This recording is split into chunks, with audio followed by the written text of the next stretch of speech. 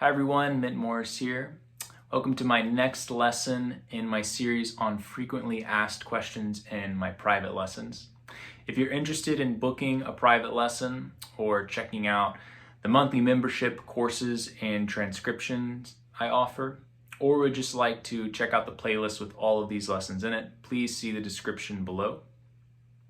We're going to be continuing talking about the 3-finger rule that I showed you in the previous lessons.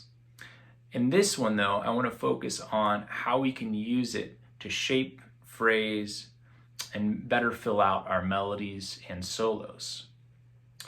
When beginning to talk about chromatics, I like to think of the 3-finger rule. So the basic idea of a chromatic and how I kind of conceptualize it is we are trying to connect one thing to another, one note to another note, a point A to a point B. So if I've got a C note and a D note, I want to get to the D note, or if I'm going from D to C, I want to get to the C note in a way other than just going C to D or D to C. So what I can do is put a note between them. I can do C, C sharp D, D, D flat C. And I'm now bridging the gap between those two notes. So with our 3 fingers, it looks really nicely and it feels very nicely. As we can see this, of just going C, C sharp D, D, D flat, C. And we can just bridge the gap between the two.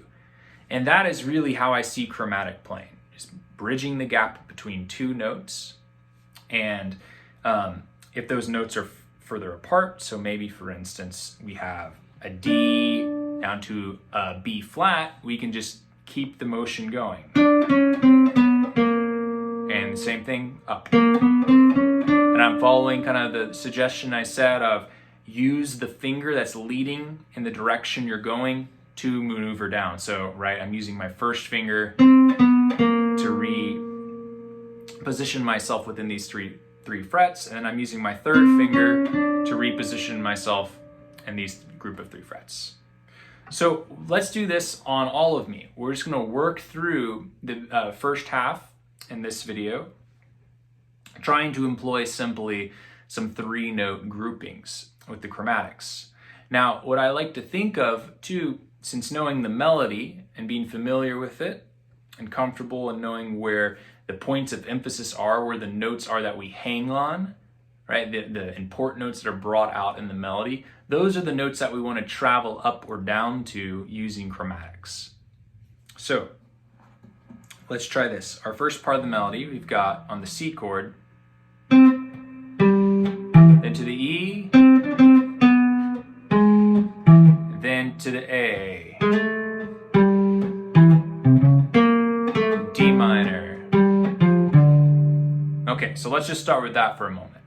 I'm going to just try and play some basic chromatics using the 3 fingers over this part. So I might do a little lead in.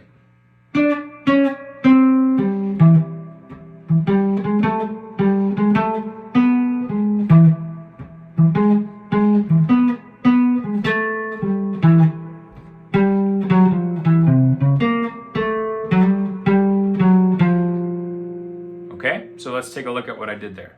Just played down into the C, and then I played up G to A. So I'm just taking part of the melody note, part of the triad, and playing chromatically up it because I know it's going to go up to a note in the key.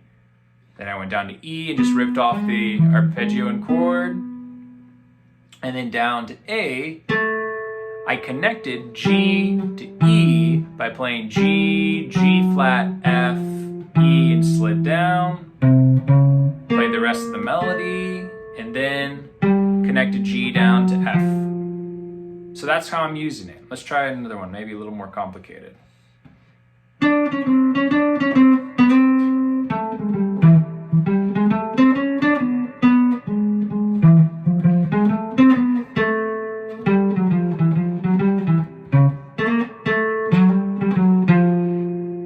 So I think you get the idea there. Let's keep going with the E to the A minor, and then we're going to go D7, D minor, G7. So I might go E,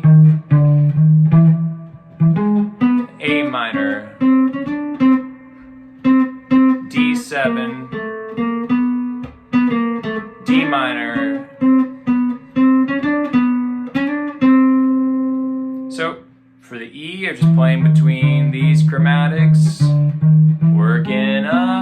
then for the A minor, playing between these notes, right?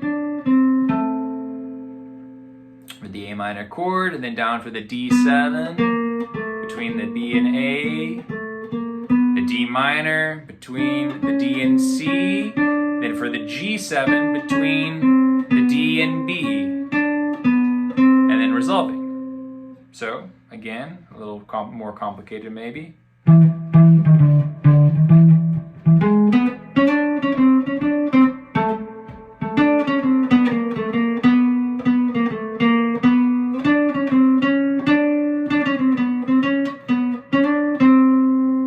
Okay, so you saw again, I think there in that instance where I went D down to B and then A for the A minor to D7 chord there. Just a longer connection. And this is a great way to travel across the fretboard without just like jumping up and kind of passing by all of these notes that you could be playing to fill up the space and do kind of more interesting things with. So I'm going to play it again without talking just that part, and what we'll do in the next lesson is continue filling out the rest and might even move it up into the next octave. So here we go.